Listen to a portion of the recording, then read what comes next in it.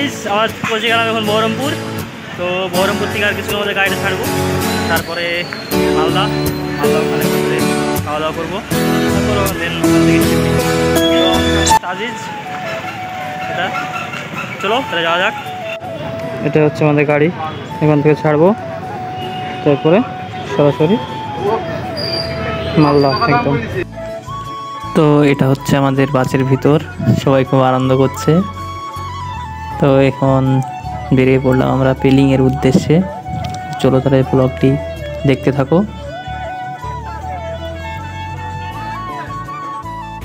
So guys আমরা এখন চলে এসেছি, এটা হচ্ছে সাজুর মোড়। এই সাইডে একটা পেট্রোল পাম্প আছে দেখতে পাচ্ছ, আর এই সাইডে একটা হোটেল আছে, গাড়িটা ও সাইডে রাখা আছে। তো এখানে আমরা খাওয়া দাওয়া করবো, তারপরে শিলিগুড়ির পথে আবার যাওয়া। সো ব্লগটা কন্টিনিউ থাকবে, তোমরা আমাদের সঙ্গে থাকো, দেখো ব্লগটি। International dog. So good morning guys, আমরা আপাতত এখন শিলিগুড়িতে পৌঁছে গেছি। পৌঁছেছি এখানে প্রায় 5টার সময়, বাট তখন অনেক অন্ধকার ছিল, সেই কারণে ভিডিও বানাইনি। এখন ভিডিওটা বানাচ্ছি। আমাদের সঙ্গে তো আছে সৌরভ আর আজিজ, আর এটা সৌরভের দোস্ত জিগরি আর সৌরভের পিছনে ওটা লোকনাথ মন্দির হালকা দেখা যাচ্ছে ওটা। সো এখানে খাওয়া দাওয়া কমপ্লিট করবো, তারপরে দেন চলে যাবো পেলিংয়ের উদ্দেশ্যে। সো আমাদের ব্লগটি দেখতে থাকো। সো আমরা এখন আছি লোকনাথ মন্দিরে। লোকনাথ মন্দিরটা তোমার দার্জিলিং মোড় থেকে কিছুটা এগিয়ে, ওখানে সাইডে লোকনাথ মন্দিরটা। এখানে সব গাড়ি পার্কিং করার জায়গা আছে, এখানে গাড়ি পার্কিং করবে, পায়খানা বাথরুমেরও জায়গা আছে, আর পরিবেশটাও ভালো এখানকার, খুব একটা খারাপ না। সো চলো তাহলে যাওয়া যাক পেলিংয়ের উদ্দেশ্যে। সো গাইস আমরা তো জানো আমরা সকালে শিলিগুড়ি পৌঁছে গেছি।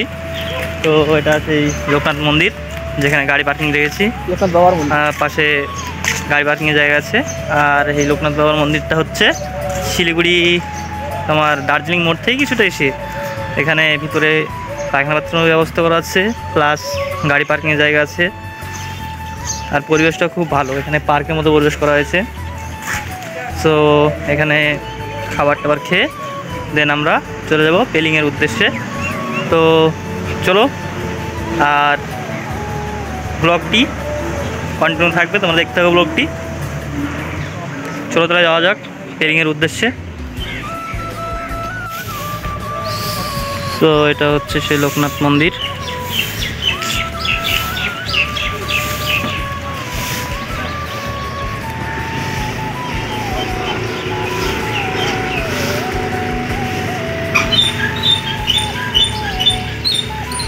এর পাশে বাথরুম করা জায়গা আছে, প্লাস সুন্দর পার্কের মতো পরিবেশ করেছে, জায়গাটা খুব ভালো। এখানে ইচ্ছে করলে বসতে পারবে তোমরা, আর ওই সাইডে সব গাড়ি পার্কিংয়ের জায়গা। তো আমরা শিলিগুড়ি থেকে গাড়ি ছেড়ে দিলাম, এখন চলে যাচ্ছি পেলিংয়ের উদ্দেশ্যে। তো ভিউটা দেখো তোমরা, খুব সুন্দর। আর পাশে যে নদীটা দেখতে পাচ্ছ, এটাকে বলা হয় তিস্তা নদী। ওই নদীটা অ্যাকচুয়ালি কাঞ্চনজঙ্ঘা থেকে ডাইরেক্ট বেয়ে চলে এসেছে শিলিগুড়িতে।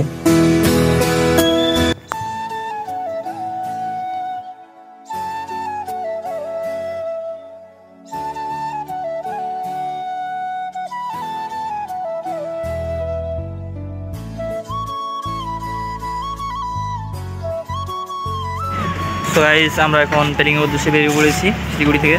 তো এখানে পেলিংয়ে যাওয়ার রাস্তায় এখানে চায়ের দোকান আছে, তো এখানে চা খেয়ে দাঁড়ালাম। অ্যাকচুয়ালি এখান থেকে পাহাড়টা শুরু হচ্ছে, দিকে ব্যাক ক্যামেরা দেখাচ্ছি, তো ব্যাক ক্যামেরা দেখানোর চেষ্টা করছি পাহাড়টা। সামনে যে জায়গাটা যাচ্ছে ওখান থেকেই পাহাড়টা শুরু হচ্ছে, ওখান থেকে ঢালুভাবে উঠবে। তারপরে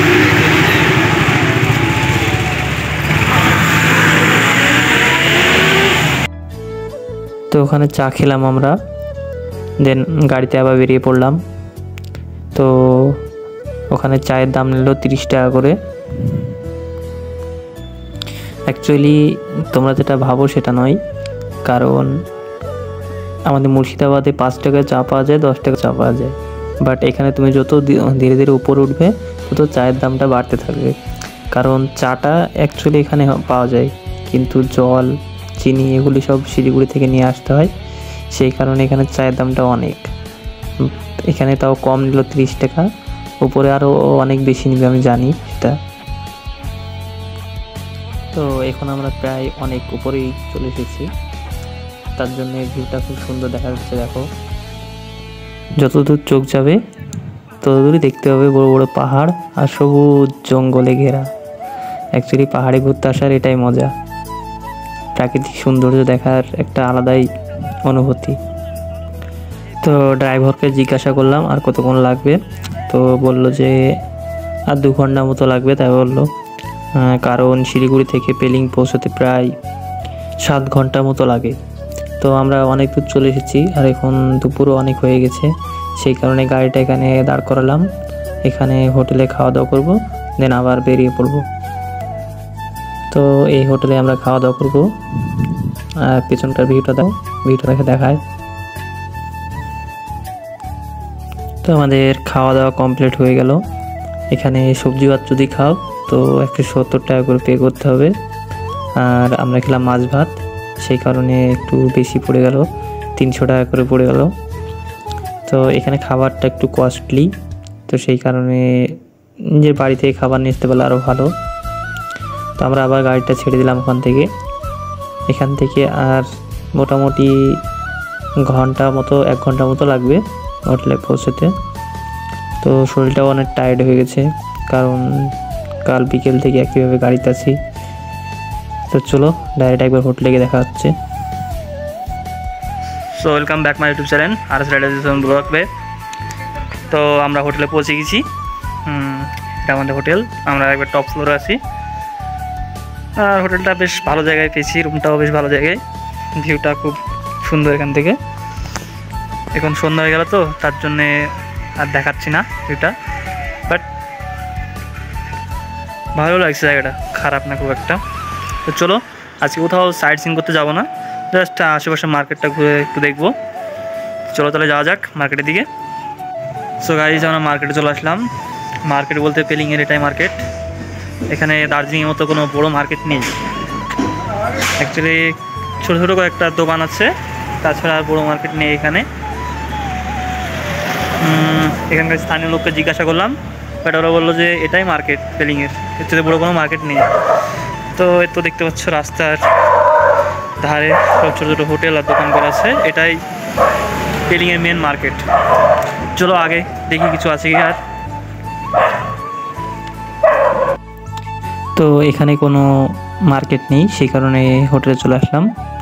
তো এখন খাওয়া দাওয়া করবো, দেন হোটেলে রুমে রেস্ট করব, কারণ কালকে অনেক জায়গায় যেতে হবে ঘুরতে। সো আমাদের ব্লগটি কন্টিনিউ থাকবে, আর আমাদের ভিডিওগুলো যদি ভালো লাগে তাহলে আমাদের চ্যানেলটিকে অবশ্যই সাবস্ক্রাইব করে রাখবেন পরবর্তী ভিডিওর নোটিফিকেশন পেতে। সো আজকের ব্লগটি পর্যন্তই, নেক্সট ব্লগে পেলিংয়ের যে সমস্ত ঘোরার জায়গা আছে এগুলি নিয়ে আসবো।